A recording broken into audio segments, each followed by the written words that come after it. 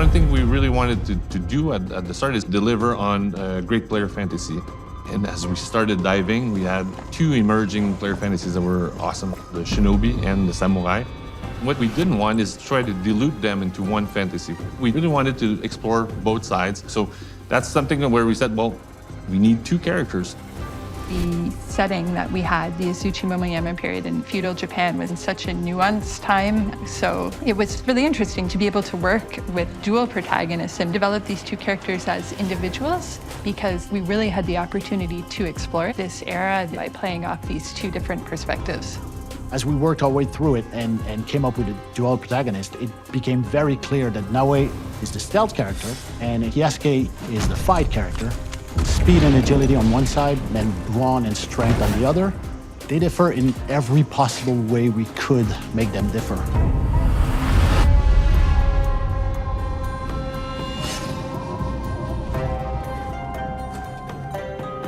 Our shinobi, Naoe, is the imagined daughter of a legendary Egan shinobi, Fujibayashi Nagato. And up until this point, she's actually been quite protected from a lot of the horrors of war that have been going on in other parts of Japan. So this is going to be her first real taste of what lies beyond, and it has a profound impact on her.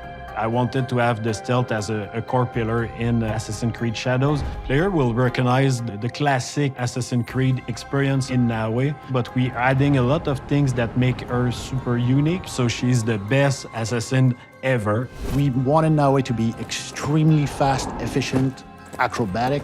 We've worked a lot to make sure that she has the coolest, most spectacular parkour we could give her. She can squeeze in tight corners, she can go prone, meaning that the character can go underbelly and just crawl around in the dirt and disappear from view.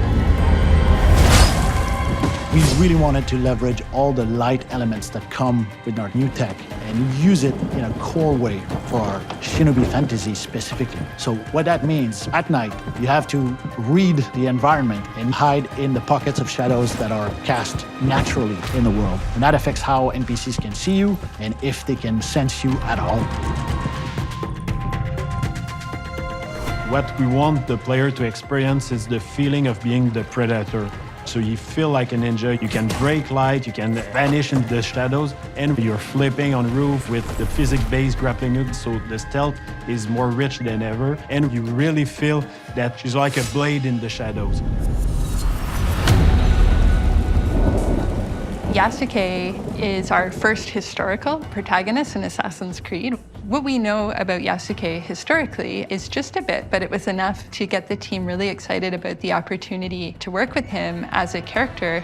He can fight his way out of anything, but he's also super smart and can think his way through things equally as well, and is going to be somebody who always has a commanding presence. So especially in combat, when we think about Yasuke, it's really about dictating how the fight will go. And to do so, we created a mechanic called the posture attack. So he can chamber an attack, and then he can launch that attack to do massive amount of damage and take out anyone. Yasuke is very, very strong. He can barge through reinforced doors. He can lift heavy objects that Naoe can't. But that means that he's somewhat slowed down compared to Naoe.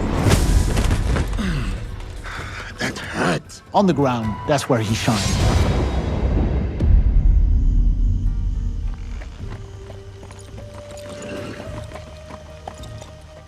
We have two characters who have such different gameplay styles. So for every situation, every gameplay moment you're going to encounter, you really need to think through everything from these two perspectives. Blood must be paid in blood, Yasuke. We always want to respect player choice, so you can do quests with any character. So if you are Yasuke, you play with his strength, but also with his weakness. Same for Naoe. Each character has their own skill trees, but also they can master the different weapons. So it's not just about stats, it's about the player competency to really understand how the different mechanic works. They have different speeds, they have different HP, they have different gear sets, so they're very unique and they're a great balance of two player fantasies.